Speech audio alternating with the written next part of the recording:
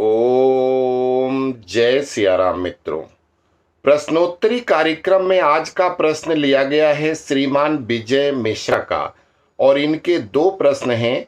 पहला प्रश्न है कि ओम या राम में से किसका जाप करना चाहिए और दूसरा प्रश्न है कि महामाया महाशक्ति कौन है।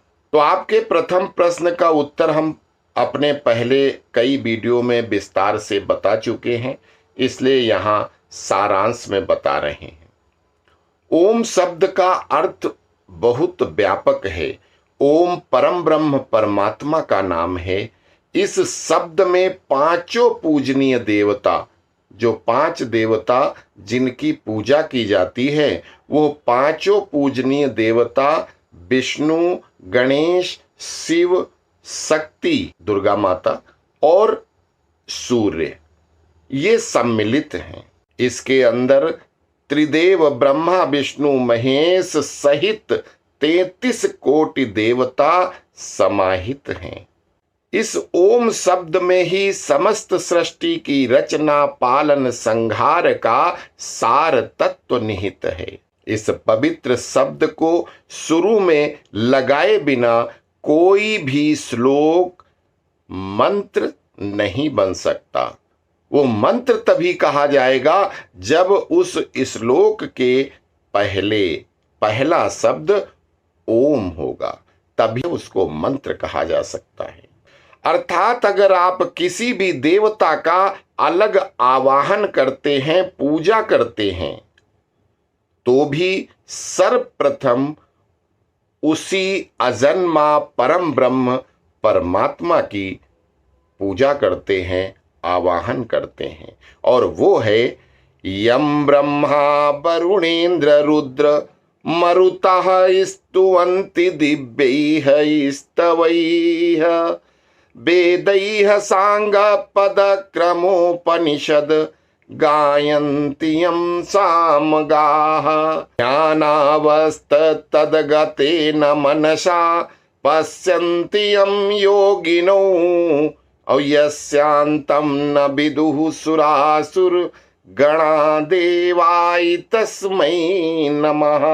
अर्थात जिनका यम, ब्रह्मा, वरुण, इंद्र, मरुत और रुद्र आदि विभिन्न स्तुतियों से स्तवन करते हैं, विनती करते हैं, जिनके गुणों का नाम गायन समस्त वेद, पुराण, उपनिषद, शास्त्र, संहिता और विभिन्न ग्रंथों द्वारा किया जाता है, जिनको अपने ध्यान में एकाग्र होकर सिद्ध पुरुषों, ऋषियों द्वारा मन की आंखों से देखा जाता है, महसूस किया जाता है, जिनके आदि और अंत को कोई सुर, असुर, गण, देवता, ऋषि, मुनि कोई भी नहीं जानता, उस परम ब्रह्म परमात्मा को नमस्कार है।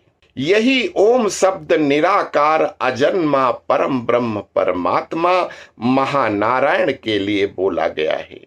रजोजु से जन्मनि सत्वव्रतये स्थितौ प्रजानां प्रलये तमः स्पर्शे अजाय सर्ग स्थिति नाश हेतवे त्रयीमयाय त्रिगुणात्मने नमः।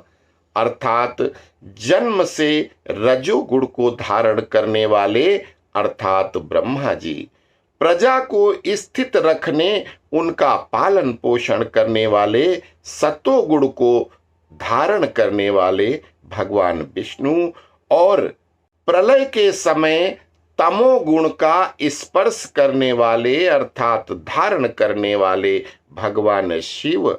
इन तीनों अर्थात सर्ग स्थिति नाश हेतवे, इन तीनों ही स्थितियों के नाश का कारण, अर्थात इस श्लोक से ये सिद्ध होता है कि ब्रह्मा, विष्णु और महेश भी नाशवान हैं। इनके नाश का कारण कौन है?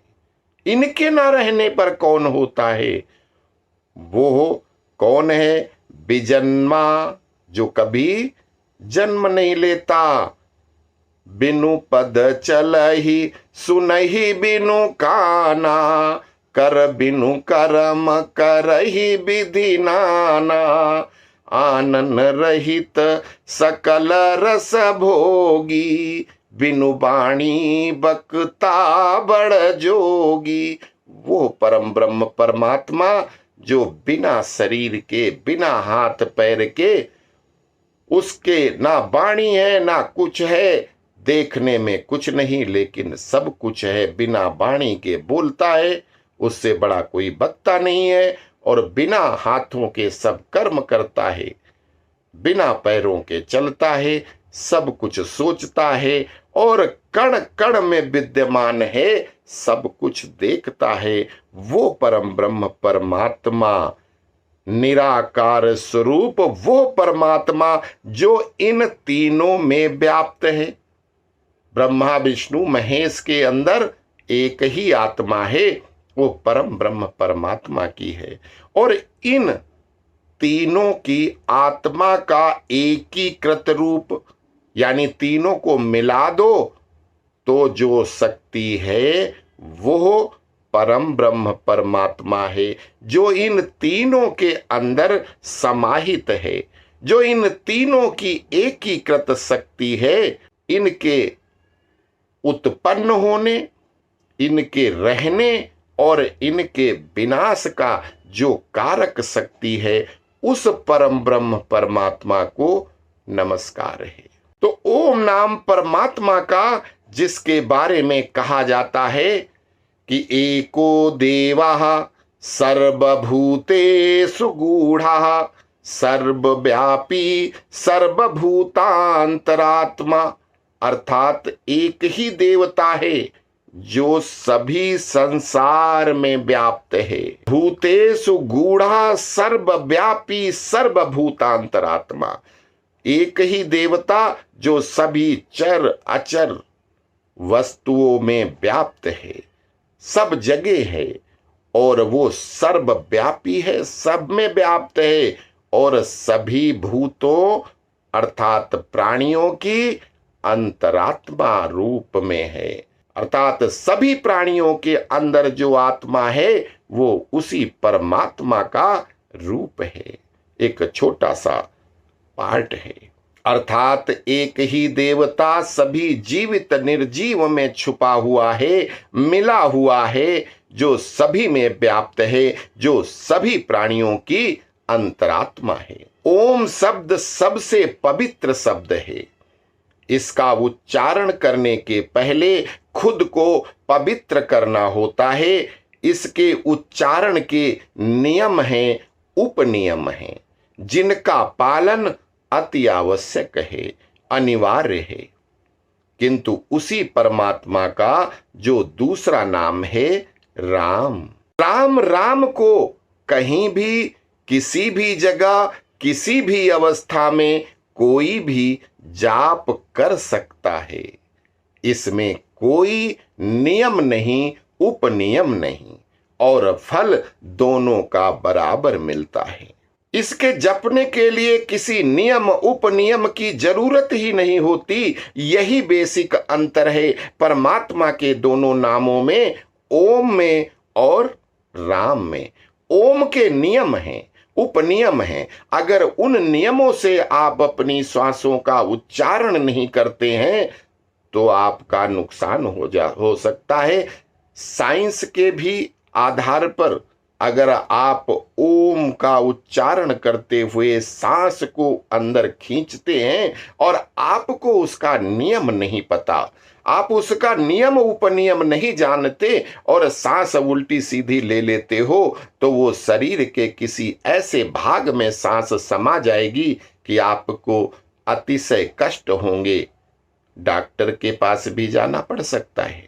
लेकिन राम नाम को आप किसी भी तरह से कहें, किसी भी तरह से जाप करें, आपको ना विज्ञान के आधार पर कोई कष्ट हो सकता है और ना आध्यात्म के आधार पर। ओम का जाप करने के लिए आपको पवित्र होकर ही बैठना है। अपवित्र होकर के आप ओम का उच्चारण करके फायदा की जगह नुकसान करोगे, क्योंकि वो महामंत्र ऐसा है कि उसके जाप का विधान है। जैसे द्वादश अक्षर परम ब्रह्म परमात्मा का ओम नमो भगवते वासुदेवाय है, उस मंत्र को जपते समय नियम हैं। उन नियमों के आधार पर ही अगर आप जाप करते हैं तो आप उस मंत्र से सिद्धि प्राप्त कर सकते हैं, भगवान को पा सकते हैं। लेकिन अगर उसका कोई नियम खंडित हो जाता है तो आपके जाप का कोई भी प्रतिफल नहीं मिलता, ना तो पॉजिटिव मिलेगा और ना नेगेटिव मिलेगा। नेगेटिव एक बार को मिल भी सकता है लेकिन पॉजिटिव तो बिल्कुल नहीं मिलेगा। लेकिन वहीं भगवान के इस पावन नाम राम राम को आप कहीं भी किसी भी जगह चलते फिरते, जूते पहन के चले जा रहे हो तो भी राम राम करो, आप नहा धो करके पूजा कर रहे हो तो भी राम राम करो, यहां तक कि आप शौच क्रिया में भी अगर आप परेशान हो गए, कोई बात याद आ गई, आपके मुंह से राम निकलता है तो भी कोई गलत काम नहीं है। राम नाम आप कहीं भी ले सकते हैं। और यही एक सबसे बड़ा फर्क है इन दोनों, और दोनों ही उसी परम ब्रह्म के नाम हैं। दोनों का एक ही अर्थ है, जो कण कण में समाये वो राम है और जो कण कण में विद्यमान है वो ओम है। अर्थात दोनों का मतलब एक है, लेकिन फिर भी दोनों के अलग अलग रूल्स हैं, नियम हैं। एक तो रूल वाला है तो भैया रूल से आपको चलना है, तो उसके लिए आपको नियम उपनियम पढ़ने पड़ेंगे, सीखने पड़ेंगे, और तभी आप उसमें सक्सेस हो सकते हैं। लेकिन दूसरा, आपको कुछ भी नहीं करना, दो शब्द राम और फिर राम रिपीट कर दो और राम राम कहते रहो, धरे रहो मन धीर, कारज सभी संवारी हैं, सीतापति रघुबीर। भगवान राम के छोटे छोटे नाम राम राम कहते रहो, आपके सभी काम पूरे होते चले जाएंगे। कितना भी बड़ा कष्ट हो, राम ही काम आएंगे। और इसीलिए जन्मत मरत दुसाह दुख होई, जन्म लेते समय और मरते समय बहुत ज्यादा दुख होते हैं। ये शरीर ऐसे नहीं मिल जाता। जब आप शरीर में पैदा होते हैं उस समय गर्भगृह से बाहर निकलने में उस प्राणी को जितने कष्ट होते हैं उतने कष्ट की व्याख्या नहीं की जा सकती। और उसी तरह से जब प्राणी शरीर छोड़ता है तो शरीर के एक एक रोम छिद्र में हजारों बिच्छुओं के डंक मारने जितना दर्द होता है, तो उस दर्द की भी कल्पना मात्र से शरीर सिहर जाता है। तो जन्मने और मरने में जितने दुख होते हैं उन दुखों का निवारण सिर्फ राम नाम के सहारे होता है। उदाहरण के लिए कोई बहुत बीमार है, मान लो वो डॉक्टरों ने जवाब दे दिया है और कहते हैं कि अब इनका अंतिम समय है, तो डॉक्टर जो MBBS MD करके आए हैं भगवान को मानते भी नहीं, लेकिन जब मरीज को जवाब देते हैं तो क्या कहते हैं कि अब राम का नाम लो।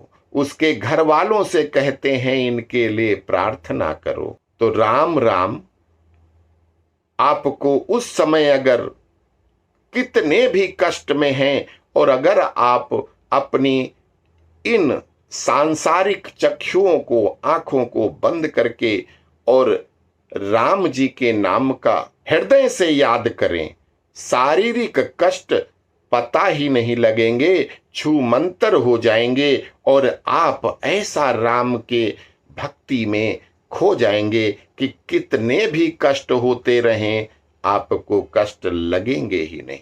लेकिन अगर आप उन कष्टों की याद करते हैं कि मेरे दर्द हो रहा है हाय मेरा बेटा छूटा जा रहा है, हाय मेरी बेटी, हाय मेरी पत्नी। अगर आप माया मोह की तरफ सोचते रहे तो फिर वही दुस्सह दुखों को आप झेलते रहेंगे। मरने के टाइम वैसे तो क्या होता है कि जो महामाया है, महादेवी, वो क्या करती हैं कि बड़े बड़े ज्ञानियों के भी चित्त को बलपूर्वक खींच करके माया मोह में लगा देती हैं, भगवान की तरफ जाने ही नहीं देती। आप उनसे जीतने के लिए आपको किसी मीडिएटर की जरूरत है तो हनुमान जी का नाम लो, और अगर आप डायरेक्ट मिलना चाहते हैं तो राम राम रटो। राम नाम की लूट है, लूट सको सो लूट, अंत काल पछताओगे जब प्राण जाएंगे छूट। राम नाम की तो आपके पास हमेशा संपत्ति है, आप कभी भी, वो ऐसा बैंक है कि खाली नहीं होता। राम राम कहते रहो, कोई गिनती नहीं करने की जरूरत कि 108 बार करना है, 2 माला जपने, 50 माला जपने, या सिर्फ 1 बार कहना। राम नाम तो ऐसा मंत्र है कि आप कितनी बार कहो, कभी शुरू करो, कभी खत्म करो, सब आपके ऊपर है। भगवान तो वैसे ही खुश हो जाते हैं जब आप राम राम कहते हैं। तो आपका प्रश्न है कि राम का नाम लें या ओम का नाम लें। जैसे आप अपना ही उदाहरण ले लीजिए कि आपका नाम विजय मिश्रा है, तो विजय मिश्रा आपका नाम होगा जो स्कूल में लिया गया होगा या बाद में चलता है। इसके पहले जब आप बच्चे थे तो आपके माँ बाप ने आपका कोई उपनाम भी रखा होगा, पप्पू, गुड्डू, टिंकू, कुछ ना कुछ सब कहते हैं दुलार में। तो अगर वो गुड्डू थे आप, तो अगर गुड्डू बुलाए जाओगे तो भी विजय मिश्रा ही बुलाए जा रहे हैं, विजय मिश्रा बुलाए जाएंगे तो भी विजय मिश्रा बुलाए जाएंगे। ये दोनों राम और ओम पर्यायवाची शब्द हैं, एक ही परम ब्रह्म परमात्मा के नाम हैं। आप जो चाहो लो, लेकिन एक के साथ नियम बंधे हैं और एक बिना नियम का है, कोई भी कर सकता है। जिसमें नियम है उसके लिए कहा गया है जो सदाचारी है वही। अब सदाचारी कौन होता है? जो सत्य बोलने वाला है, जो दान करने वाला है, जो दयालु है, जो सेवा करता है, अपने माँ बाप को भगवान की तरह मानता है, इन सब गुणों से युक्त है, वो ही ओम लगा करके मंत्रों का जाप कर सकता है, वही मान्य है। ईश्वर उन्हीं को मानता है। और जो इसके विपरीत हैं, झूठ ही लेना, झूठ ही देना, झूठ ही भोजन, झूठ चबेना, जो हमेशा झूठ बोलते हैं, उनके लिए ओम शब्द जपना पाप है। उनके लिए राम राम ही है जो उनके पापों को काट सकता है। वो दुनिया में बड़े दानी दिखाएंगे, दिखाने के लिए फोटो खिंचाएंगे कि हमने आज इतने हजार, इतने लाख लोगों को खाना खिला दिया, इतने लोगों को हमने दान कर दिया, लेकिन अपने बूढ़े माँ बाप को दान तो छोड़ो, उनको जाकर वृद्धावस्था में जब उनको पानी की जरूरत है, अपने बच्चों से 1 गिलास पानी की जरूरत होती है, तो उनको क्या करेंगे? किसी आश्रम में छोड़ आएंगे। और आश्रम में नहीं छोड़ा तो कहीं ऐसी जगह छोड़ देंगे जहां पर वो अपने उस पुत्र को, जिसको खुद वो माँ गीले में सो करके उसको सूखे में सुलाती रही, वो माँ कहीं ठोकरें खाती घूमती है और औलाद बाहर दिखाती है कि हम बहुत बड़े दानी हैं, बहुत बड़े पंडित हैं, बहुत बड़े ज्ञानी हैं। उनके लिए भी ओम शब्द जपना मुमकिन नहीं है। जपो तो जप सकते हो, उसके लिए रोक कोई नहीं आएगा, आपके लिए कोई लठ लेके नहीं खड़ा हो जाएगा कि ओम शब्द क्यों उच्चारण कर रहे हो। लेकिन उसका प्रतिफल फल नहीं मिलेगा। इसलिए हमको ये मान के चलना चाहिए कि हम कलयुग में हैं, और कलयुग में हम सदाचार तो पूरी तरह से निभा ही नहीं सकते, क्योंकि हमको भी और आप भी सिखाते यही हो, हमारे को भी सिखाया गया, हमसे पहले वालों ने भी सिखाया। कलयुग में क्या सिखाते माँ बाप? मातु पिता बालकन बोला वहीं, उदर भरे सोई जतन सिखावहीं। आज के जमाने में एक माँ बाप मुझे बता दो जो ये कहता हो कि भैया राम राम करो, भैया ये गायत्री मंत्र का जाप करो। कोई नहीं सिखाता। हम सब क्या सिखाते हैं कि इंजीनियर बनो, बीटेक करोगे तो इंजीनियर बनोगे तो इतना कमाओगे, एमबीबीएस करोगे तो डॉक्टर बनोगे, इतना कमाओगे, और जिससे पेट भरेगा आपकी, आप मकान बनाओगे, धनी बन जाओगे और मजे से मौज करोगे। हम सब यही तो सिखाते हैं। संस्कार तक नहीं देते कि अपने जो कोई बड़ा हो उसके साथ कैसे बात करनी है, छोटा है तो उससे कैसे बात करनी, हम वो भी संस्कार नहीं देते। आजकल के बच्चे अपने माँ बाप को, अपने चाचा को, अपने दादा को, नाना को बोलेंगे अरे यार छोड़ो ना, अरे यार। ये सेंटेंस क्या है? ये संस्कार विहीन शिक्षा हम लोग दे रहे हैं। वो शिक्षा क्या है कि पेट भरने का जुगाड़ बता रहे हैं, कोई शिक्षा नहीं दे रहे। तो इसलिए राम राम जपने से, चूंकि बिना किसी नियम के जपते हैं, अतः थोड़ा समय ज्यादा भी लग जाता है।